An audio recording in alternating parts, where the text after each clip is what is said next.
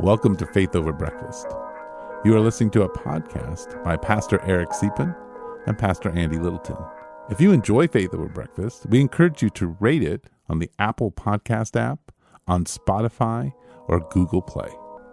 Thank you and enjoy the podcast. This is one of those days where you want to talk about whatever. No. Well, I always want to talk about what it's like. Yeah. Hey, how you doing, Andy? Yeah. Got our cup of coffee. We're do. here. This is Faith Over Breakfast. We do. I have been fasting breakfast a lot, so I don't. I'm coffee over breakfast. Eating in a hurry again. Yeah. I just don't eat breakfast. I know. I know what fasting means. Yes. Eating in a hurry. Yeah. Fasting. Okay. Anyway, so this is how breakfast goes. Sit down. The waitress comes and she says, "Do you want some more coffee?" And I'm like, "Yes, please. Are you going to order anything else?" "No, thank you." Mm-hmm. She looks at me with her furrowed brow. A furrowed brow. Mm-hmm. And then you look over at me and say, So what's going on in your church, man? What's going on in your church, man? Yeah. Yeah. What's happening? And I start naming names. I go, well, Tommy did this. Not Rod Hugan. Rod Hugan did. No, not really. I mean, I did have something we could talk about just a little bit. Great. Give me something. Give the people something. Because they are here at the table with us. I have to say, I watched a little interview on the Unbelievable podcast with Mikhaila Peterson. Oh, yeah. This is Jordan Peterson's daughter. Okay. That would have been my guess. And she's become a Christian. And so she was giving her testimony. Okay. And I have to say, at the end of it, I start crying. Oh, wow. It's such a beautiful, beautiful story. And you can tell her faith is very innocent and very new and just very fresh. And it was very compelling. It was a very, very compelling story. See, these are the things you're supposed to send to me so I can partake. I'm so sorry. I really thought about it right now. Yeah. As we're sitting here talking, how compelling it was. And well, okay. I could get. I'll give you the real short version of it. Yeah. You can go watch it. It's about 9 minutes. I'll put a link on there on our little show notes. But so the gist of it is her father is Jordan Peterson, and mom is dying of a cancer that nobody knows anything about. Right? They don't know a single thing about it. Everybody who gets it dies 100% of the time. It's rare. Okay. She's got 6 months to live. Ooh. The short version is a number of botched surgeries. And at some point, she is in the room, I guess, with her mother. And I guess in this process, her mom had started meeting with a Catholic lady, and they were praying every day. And had become a Catholic as the way. Her mom, okay. Yeah.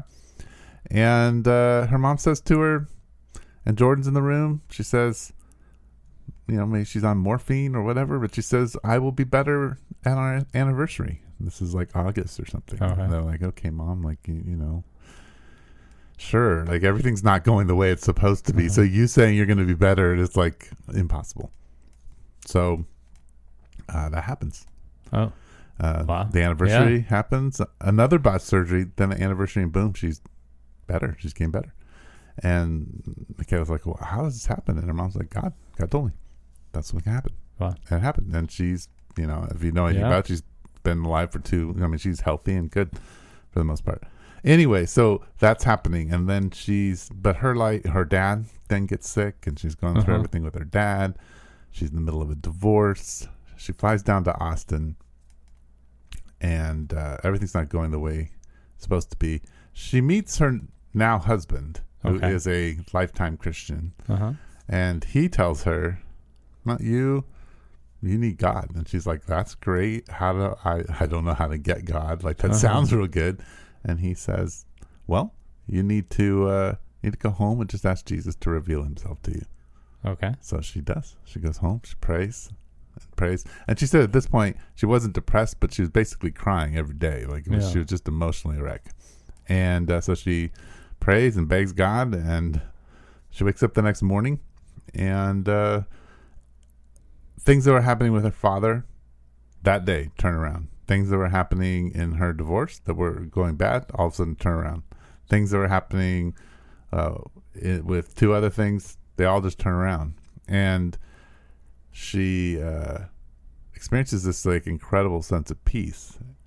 And for her, she said that was all I needed, that to know that God was who he said he was. And then the interviewer from Unbelievable Podcast says, so would you, well, and then she says, and I believe that was the Holy Spirit. And she said, then my life has been up and down, but that peace still exists.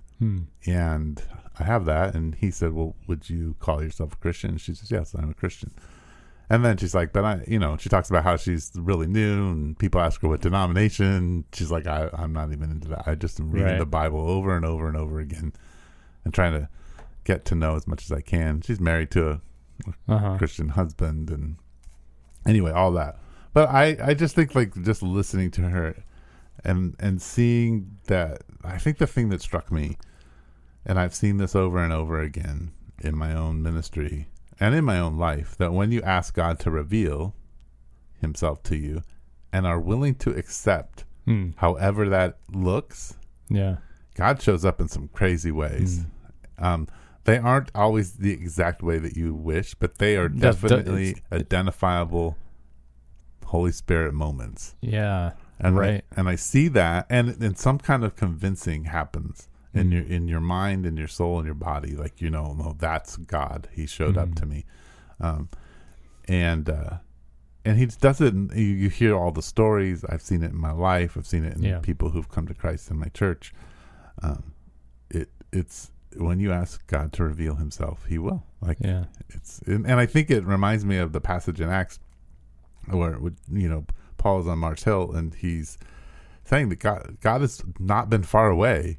All you have to do is stretch your hand out. He's been there the whole time. Right. And whoever seeks him will find him. And so I think that's just a powerful thing to see kind of fleshed out in people's lives. So anyway, it just made me cry. Like I actually kind of got pretty emotional about just, I think it's kind of like when you see, like, you've watched someone be pregnant for 9 months, and then they have a baby, and you get to, like, you come visit, and it's just this little tiny thing. There's some kind of like thing about a new human being born that you just like, it's emotional. It's like you feel connected to God and to the earthiness of yourself. Yeah, I was just as you were describing all this, I was thinking, I don't actually know. I think I've heard that Jordan Peterson has a daughter. I'm not as tuned in with the Jordan Peterson saga. Me neither. Though we've talked about him a couple times, but so I was sitting here going like, oh, interesting. I hear stories like this. I'm maybe not as connected to this one as you are, but I was just thinking how cool it is to see you like lighting up, describing it, and excited. And I think that's something we all, like, believers need, is to see these things and to be re-energized and to remember our own stories, like you were just reflecting on your life. And I can think of times in mine where God broke through and in really profound ways. And anyway, I don't know, it's cool to see you get excited about it. Yeah, and I think you're right about that point about remembering our own. Hebrews 4, talking about, sort of draws this picture in the first few verses about drifting away from our salvation. Right. And the picture or the language that's being used there is about like the mooring a boat kind of idea. And I think that's true. I think we lose sight of our own story of how we stepped into the kingdom, because, we've been doing kingdom work for a long time, but coming in is the thing that anchors us. The meeting Jesus, the being transformed. Yes. That's what anchors us in the mission, and anchors us to Jesus. Yeah. That's really interesting. I have a confession of where I'm at this morning that actually could intersect with this really well, because I had a discussion with somebody yesterday about, they were talking about being in a body of churches, not the one that we're in, and just the life being sucked out of them by procedures and stuff. Yes, procedures can do that. So I got an email this morning of something I've been trying to work, small detail, small little thing, and just hitting roadblock after roadblock. It feels to me like just another bump in the road. Like, oh no, we can't give you this paper, and just stuff where I just want to pull my hair out, and I'm like, ugh, this is so annoying. Right. And there's an interesting dynamic. I'm not saying that getting these papers right isn't good, but there's something about, I think it's even just about the Christian life, to where there are those moments, those things you see, God breaks through, it's exciting, it's beautiful, and then there's this kind of ordinary experience of frustration in that things are just, it feels like those moments they seem so difficult to access because of all the rigmarole of life. Yeah. And some of that's in ministry, some of that's just life. Anyway, yeah, I don't know. I was just thinking to myself, like, Eric and I are in a very different place right now. You're pumped about this story. Yeah. I shouldn't have checked my email. Well, it's not like I don't have my own set of like organizational things to do.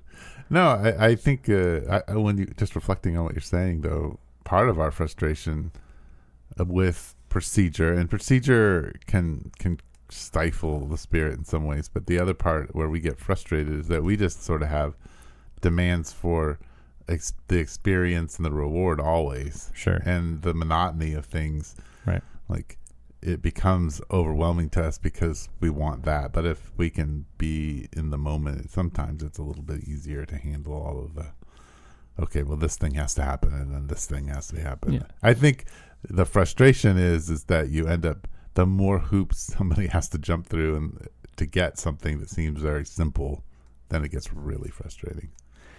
Yeah, and it seems, especially when your motivation is, you just want, so the thing you're describing there, forget that it's Jordan Peterson's daughter for a second, just that people would have opportunities to have a deeper sense of faith, either for the first time or something new breaks, that the life of a faithful person would go to a higher plane, and it would be a deeper faith. Like that's why we're here, right? That's why I'm in ministry. I want to see these things occur. I want it for people. Sure. I want to walk with Jesus in these moments. I think about the disciples who wanted to, very, very realistically, they wanted to see Jesus do cool stuff. And I don't think that's a bad thing. No, yeah. No, I don't think so either. And I very much do like have that sense. And then I think where these the frustrations come in is when you deeply want that is your motive for trying to do X, Y, or Z, task. You're trying to move in that direction.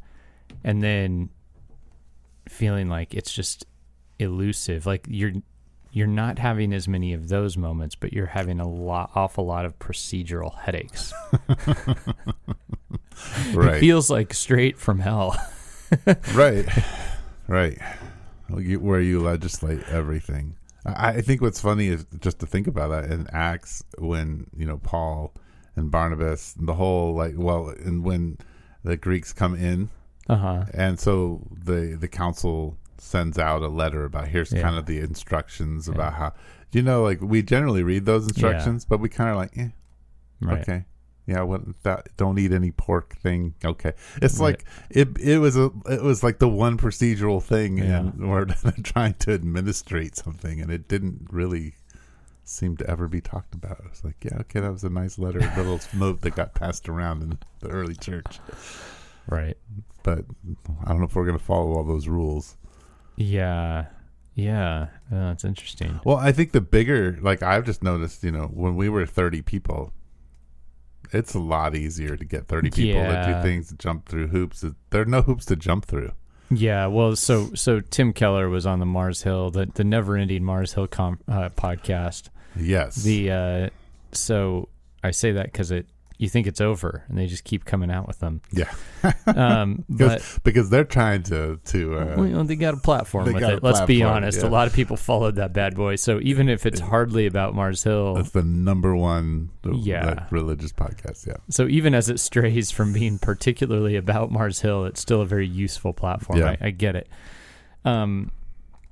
Anyway, Tim Keller was on there. He was talking about some differences, his sense about Driscoll and other things, right, and so on. But one of the things he did talk about was what happens when organizations, movements get large and have big boards and include more people. He's talking about the oversight they should have had over Mark or whatever, and he was kind of going, well, yeah, it's tough when there are thousands of people involved. Yes. And you can no longer. He was actually talking about how Mark wanted that dynamic of the small church where he could tell everybody what to do, but he'd created a thing with a board and hated it. And there are a lot of issues, but that was one of them. But Keller was talking about as they grew, he had to learn to slow processes down. I'm sure I'm dealing with that angst, right? That when it's not that we have grown, it's that I have begun to function in a larger, older system. Yeah. No, it's true. I will say, if just to those people who do listen to the Marshill podcast, the most recent one on dealing with religious trauma is probably bar none the best podcast of that series. And because they interview a trauma therapist, and she does one of the best jobs of really explaining how to think about all of this, and not from even the religious perspective, just how you experience trauma, things you need to know. I listen to a lot of podcasts on this kind of thing. I study it. I have my own structures. I have stolen so much from that podcast simply because of how clearly she describes it and how simply she describes it. Yeah. And I think that's really key, is to be able to help people understand how their inner workings are connected, and how their soul and their mind and their body are connected to God, and how to deal with their trauma. She does an amazing job, and I would suggest you listen to that podcast over and over again until you can recite everything she says, and go then research back what it is that she's referring to. Wow. Okay. So, I have not heard it. Yeah. And I don't mean to disparage the Marshill podcast, because I enjoyed the Keller conversation too. I enjoyed it mostly not for what it had to say about Mark Driscoll. Yeah, well, as somebody who is somewhat involved in it, I found it to be at times insightful and other times extremely disappointing. Yeah. I'm more just joking about the sense I had was that it was over, and then it, like a year later, they're doing well, speaking of just like, hey, here are all the podcasts I listen to, but the Unbelievable podcast guys, they're hosting a free seminar on spiritual trauma, and the host from Marshill podcast will be one of the people. Like, this whole thing has now all of a sudden become a movement and which I have. Let's talk about spiritual trauma for a moment. Okay, go for it. You have opinions. Yeah, no, it's an interesting thing, like the movements that start out of these different. It feels like capitalizing on people's pain sometimes. Mm-hmm. Is that a fair assessment? I mean, it's valid, I guess. Like, people who are thinking about it, there's a fine line between finding kind of a valid launching point and capitalizing. I'm sure this could be said about a whole host of events that have happened in the last few years, or whatever, that people start, they go, oh, this happened, therefore we can get there's a huge audience out there. It feels a little weird to me. Well, and I think at some level, because we live in this sort of capitalist / we always have to be doing something ministry world, like that like, oh, this is a need, and we need new material. Yeah, we need new material. I'm guilty of this. Yeah. There's that. On the other hand, though, I think there are two streams that in the evangelical world that we have to be conscious of. And one is that the movement where we've taken people who haven't been cared for or haven't been well grounded, and we've led them off into what most of us would call the new liberal or progressive places where now they're completely lost and they don't have any grounding in Jesus, and they are, sure, and it's really terrible. And then on the other end, we have very where power has been used to the extent where good people who love Jesus and want to serve Jesus, and on both ends, these is good, but who are really fighting for what's right, and they've been beaten up to the point where they've lost any kind of hope to be part of a church because it's just too painful and too traumatic. And so we have these two groups of people on the outside of the church now, and I think basically the shepherds, Jesus's parable about the robbers coming in and stealing the sheep and beating the sheep, and this is happening. Like, yeah, they're in for their own gain. I mean, he was referring to the Pharisees and Sadducees and rulers, but we've done it. I think our leaders have abused people to an extent that I think is enough for people to be like, yeah. And you're speaking of an abuse that doesn't always even feel like abuse. It could be an abuse that gathers people who have been abused. Sure. Not around something that's going to be helpful, but around building their own audience. Right. Yeah. No, it's tough. I don't know what to say about it, because it is important to have those kind of conversations. I don't want to speak in a way that, again, disparages that. It's at the same time, I guess it's just the motive, and it's hard to know what it is. Right. Yeah. So anyway.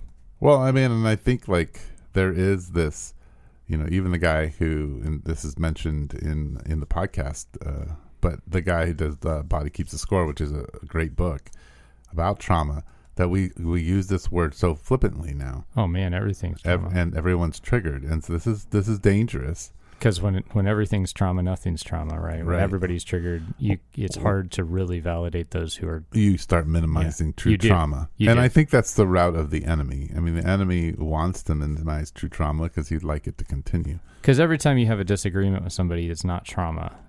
Every time that somebody doesn't, hear your thought on a thing and acquiesce to it is not trauma. Right.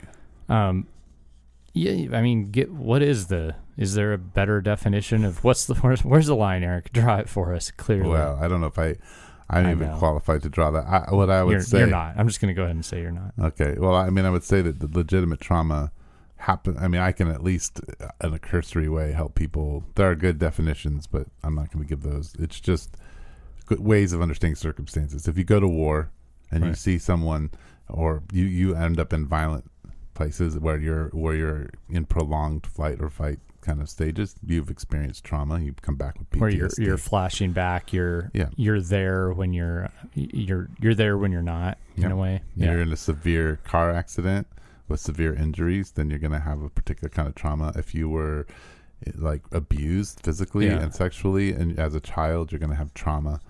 If you and emotionally, like if long-term emotional abuse is traumatic. If you're a spouse of somebody who's violent or alcoholic over a prolonged time, you're going to experience trauma. And trauma really has to do with how long you're in heightened states. So that's helpful. So how long you're in heightened states. Yeah. Right. So what happens is, the best way to understand it is we all have a window of tolerance, and we can't. And usually people with trauma have very small windows of tolerance, so they can't handle any kind of extreme experience. So anytime your nervous system is elevated, or fear kind of comes in, or sadness, or any kind of what we might call a negative emotion or a positive emotion that are primary, like those, if you can't handle them, so you end up in ones like shame and rage and anxiety, and they dominate your life, and you're offline. That's a good way of saying it. All your parts are not online, so you kind of can't handle life. And so that's why you get the triggered word. If I didn't know better, I think you were qualified, but it's good that we clarified that you're not. I don't have any letters after my name. Right. I'm a little bit more of an autodidact, but I'm not going to put that out there. Right. But I just did. Yeah. But yeah, so those are good ways of, we could go on and on about that, but I think the problem is any kind of pain is now considered trauma. Any kind of emotional disruption is called trauma, or call it like I'm being triggered, or I can't. And I think some of it is it's just become the media and the internet moves so fast that everything is at high speed. So, and it does help to have a name for an experience you're having, and trauma seems to be one that when you tell somebody you're traumatized, it gets you somewhere. It opens a door. It can get you out of a situation more easily. Well, and here I think too, this just to go off on, maybe you and I could talk about this, because maybe I'm just Eric's pet peeves today. Hey, you started out with a joyful story of conversion, and now it's Eric's pet peeves. I love this, and I have a hard time with it. Is that any subject? Let's talk about how to change your tire. In the mid 80s, I could tell you about that. If I needed to change a tire and I didn't know how to change a tire, there's a couple ways I go about doing it. One, I could talk to my father. He might tell me how to change a tire. Right. I could go to my mechanic and he might show me how to change a tire. I can go to the library and get a book on how to change a tire, or I can look at my owner's manual. Sure. But these each take time and energy. Right. Now, if I want to know how to change a tire, none of those are actually options. Those are all last things. First thing is a ton of work YouTube, in your mind, TikTok even will show me how to change a tire. Also, going on any blog. Now, the thing that you're going to find is if I went to my dad and I went to the mechanic, and they're all going to be very, very similar with just small little I like to do it this way. Changing a tire has become a theological problem, right? Everybody has got a way of doing it in the right way, and because they have to distinguish themselves. Yes, or the more entertaining way, right? Because it's not about actually helping you change a tire; it's gaining the audience. It's gaining an audience, and I think that's really frustrating to me because everyone presents themselves as an expert, and so everyone is an expert. Letters after the name or no letters after the name, they're all experts. I do it. We all do it. Now we're part of this culture, but that's hard to have good conversations with one another. Well, yeah, I mean, I think I shared it on here, but during kind of the difficult conversations of 2020, 2021, I realized everyone has curated their own list of experts on topic X, Y, or Z, and we're all trying to defeat each other's. We're coming in, but no, an established news source said this, or a doctor said this, and the other person's like, "Nah, I've got the established news source. I've got the doctor." And it was an interesting. Where like you said, in the past, you would have gone to your doctor. Right, my doctor would tell me. Your doctor, right? Not the doctor I found. It's a complicated situation, right? And so I think we live in a world that there's just a lot to wade through, and we find our little people, but we also are just trying, even to listen, to go all the way, bring it all the way back. I mean, in a sense, Mikhaila Peterson, sorry, she becomes a Christian, and the people are engaged in her life, and I do believe you should read the Bible, but what I heard was, I need to figure this out for myself. Yeah. And so I see that with new Christians, and that's great. But it's also part of the spirit of the age, in the sense of before I embrace the community of God or whatever, I need to make sure I know everything I need to know, and then I will assess where I want to, what's going to be best for me. Yeah, and that is where she is, and I'm fine with that. But it's it is somewhat of the culture of the kind of the spirit of our age. So. Right. I think about that a lot. Yeah. No, for sure. Yeah. Yeah, it's an interesting thing, and it's hard to. Well, first of all, we're in it too, right? Yeah. I mean, I think our listeners have heard us talk about before. Your church is not quite able to join a body of churches, right? Because, it's. You guys have your own. It's diverse, but you guys have your own way. Yeah. Right. And so it's tough, and I understand that. Right. Yeah. Okay. Well, yeah. No, All right, before we end the podcast, because it's just on my mind, I need to get it out. Yeah. And I would love to hear your thoughts on it. Because it comes from the sermon on Sunday. I didn't preach, Mark did. And he was doing the summary of Mark on Mark. That's pretty fun. Perfect. It was good. We did that on purpose. But anyway. Why didn't the Apostle Andrew write a book? Yeah. I get nothing. Andy on Andy. Yeah. And that would be great. That would be really Probably because cool. the Apostle Andy just sounds dumb. It pretty much does. So there's a moment, and it's I realized this. I say to people who are new or want to know to Christ or want to know about Jesus to read Mark, and I realized that the only reason I say that is because it's a shorter book. Because John is probably much better. Because you start reading Mark, and Mark is immediately all the way through establishing that Jesus is the ruler over demons, and so it's just demon after demon. And when you're reading it through, you're like, oh yeah, right, okay, this is not. There's a lot to explain here, but there's a moment, because it's always building up. There's this moment, when Jesus heads to Jerusalem, and people are amazed and afraid, right? Because they realize kind of what's about to happen here. Yeah. And I just have been meditating on that, is that following Jesus is about being amazed or frightened and kind of amazed, like what the heck is going on here, I think is a big, and I think, I guess as I was listening to it, I was just kind of processing, wow, like, they think they're walking into their death, like into a revolution, right? Because he keeps telling them, no, guys, the Messiah is not, he is going to sit on David's throne. Yes, he is the ruler over all things. He needs to die and then be resurrected for that to happen. And you're like, wait, what?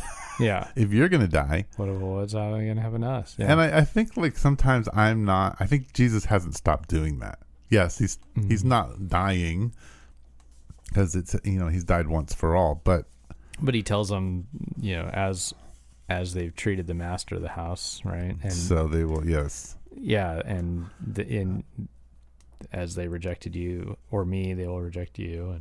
And I think there's an element of following Jesus that I think should be like, whoa, what? Like, okay. Like, I'm not always in touch with just, I should be afraid of what he's doing. Like, what on earth is he doing? Why would he be doing this? I think there's an element of that I need to be like, oh, if I'm comfortable, I don't know, it's just process. I'm comfortable, then this is not probably the place I should be. Right. If the disciples of Jesus Christ didn't get the level of comfort I'm experiencing, perhaps I'm off. I just following of Jesus. I just think Jesus continually invites us into the spot where we're like, I didn't want to go there. Yeah. But it's a good thing. But I don't know. That was just been processing. Like, okay, God, I want to look at that in my life. I need to continue to kind of revisit that. Yeah. Because there is these elements of, like God calls us to live a quiet life that points towards Jesus, and at the same time, Jesus doesn't always tend to be quiet. Yeah, no, it's funny because I talked about the quiet life thing yesterday. I was actually, speaking of a topic we're going to get to, but it was the marriage section of 1 Peter, but speaks a lot more to women, and was trying to really kind of unpack that and the call to be quiet. And I was trying to show this is not only applied to women in the New Testament. Paul's letter 15 years earlier that Peter would have been very aware of was very explicit that was the call to all Christians, was to be quiet, live a quiet life. Yeah. But even as I taught that, and I tried to just teach it because there it was, but at the same time, I it was in my mind. First of all, here I am talking about being quiet. I'm not being quiet as I talk. There's that. And then second of all, there are definitely times that though Jesus maybe generally was not the loud politician, he's still speaking. Yeah, a lot. He speaks a lot. And I think the quiet life is not the non-speaking life. Right. But this probably gets back to the whole idea of like gaining the following. When Jesus gained the following, it wasn't because he did what the politicians of the day did. They went up and they gave the ornate speech, and they went through the rigmarole that they were looking for. Jesus taught with with just an authority and a power that people, they said, what is that? This is different. And it was kind of spread by word of mouth and not by Jesus self-promoting per se. There's a difference. Right.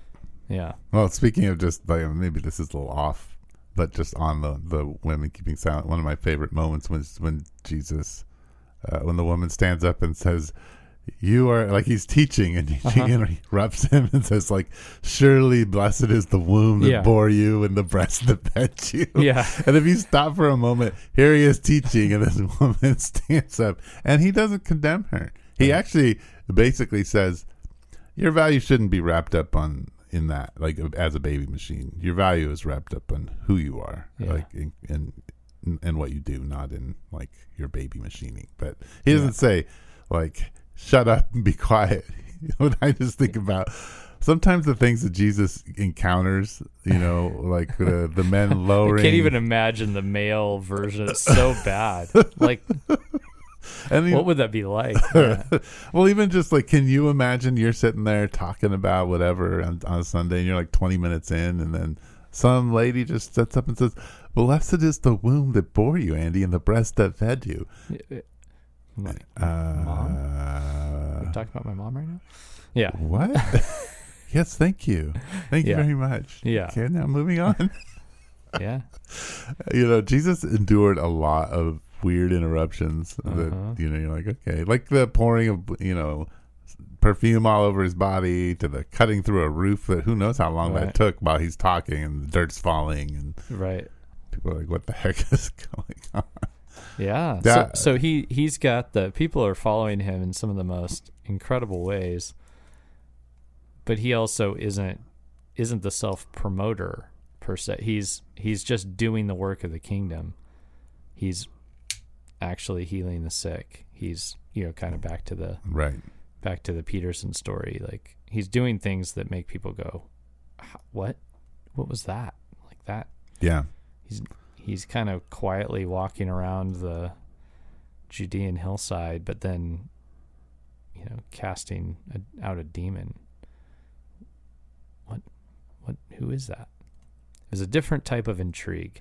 There's a different power than the power of smooth words. Yeah.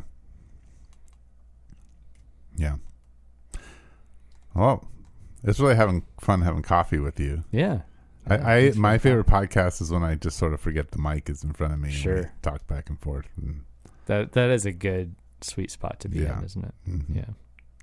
Well, let's call it right there. Yeah. Thanks for listening to Faith Over Breakfast. You can always email us. We have a couple emails. We know we're gonna get to those topics. We promise. And wow.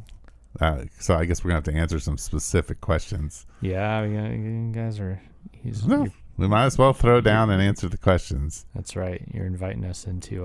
We're gonna have to read some stuff. I think we have to read the emails. We have to read the emails. Yeah. So, but yeah, we're getting to that. You can always email us faithoverbreakfast@gmail.com. If you rate us, we appreciate it. That's very nice. We have 22 ratings. Oh, that's not bad. And we would love more because it bounces us up and more people get to hear us. So if you think this is actually good, and you want other people to hear it, that's the way you do it. So. Yep. We appreciate that. Thanks for tuning in, and we'll see you next time. Welcome to Faith Over Breakfast. This is Andy Littleton from Mission Church, sitting with Eric Siepen from the Village community here in Tucson, Arizona. So today, we meander. We talk about Mikhaila Peterson. Yeah, not your wife. Not my wife. She's great, but that's not what we're talking about. Mikhaila Peterson, Jordan Peterson's daughter. We talk about her statement of newfound faith. We talk about the Marshill podcast. We talk about bureaucracy. Trauma. Jesus. Some good Jesus talk. Good Jesus. Salvation. Gaining a following. Yeah. There you go. What a topic. You understand it, don't you? It's fun. Yeah. Well, if you don't, I guess you're just going to have to listen. Yeah. All right. Thank you, Andy. You've been listening to Faith Over Breakfast with Pastor Eric Siepen and Pastor Andy Littleton. Please share us on Instagram, Twitter, and Facebook. Thank you.